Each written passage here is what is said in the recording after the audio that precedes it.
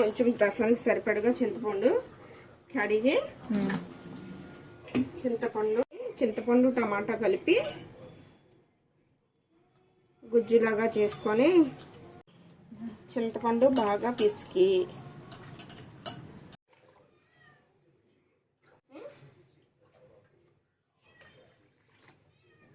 తర్వాత మళ్ళీ మధ్యలో ఇలా పెట్టుకొని రసంలో వేసుకోవాలి.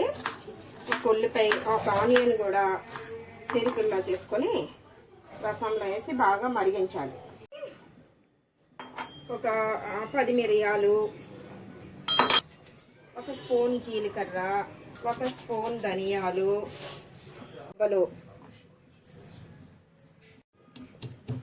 కొంచెం కచ్చబిచ్చగా బాగా దంచుకోవాలి. దంచుకొని ఇప్పుడు రసం మరుగుతుంది కదా, చూపించు. రసం మరుగుతుంది కదా, దీంట్లోకి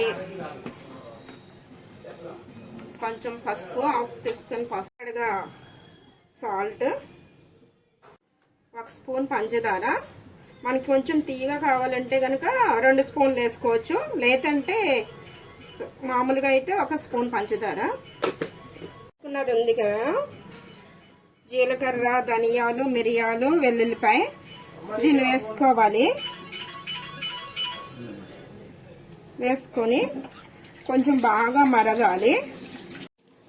కొంచెం కొత్తిమీర. చారు బాగా ఇలా మరిగిన తర్వాత మనం వేరే గిన్నెలోకి వడకట్టేసుకుందాం.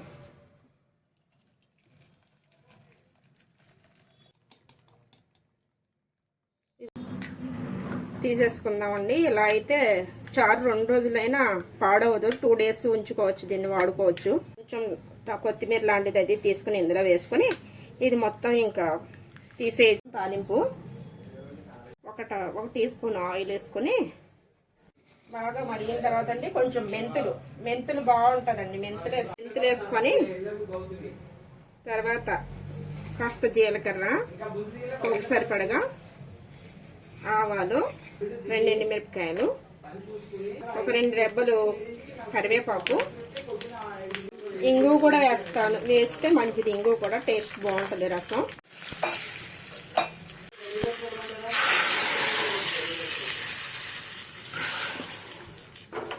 వేడి రసం రెడీ.